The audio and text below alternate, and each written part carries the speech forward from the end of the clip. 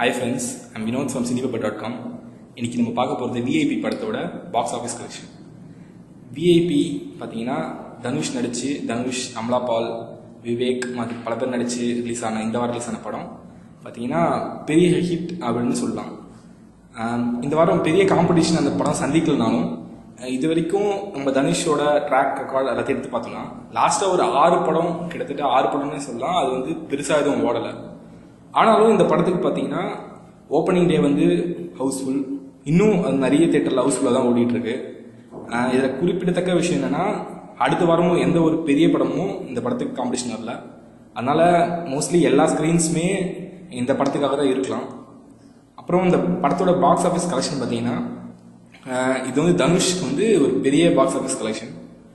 இந்த ஃபர்ஸ்ட் வீக்கெண்ட்லேயே பார்த்தீங்கன்னா இந்த படம் வந்து 13 கோடி தமிழ்நாட்டில் மட்டும் வந்து எடுத்திருக்காங்க. இது வந்து கிடைச்ச ரிப்போர்ட் படி ஃபர்ஸ்ட் டேவே வந்து 1 கோடிக்கு மேலேயே வந்திருக்கு சென்னையில் மட்டுமே. ஸோ இந்த படம் ஒரு நல்ல பாக்ஸ் ஆஃபீஸ் ஹிட்னே சொல்லலாம். அப்புறம் இந்த படத்தை ப்ரொடியூஸ் பண்ண தனுஷ் வந்து கண்டிப்பாக ஒரு லாபகரமாக தான் இருந்திருக்கும்.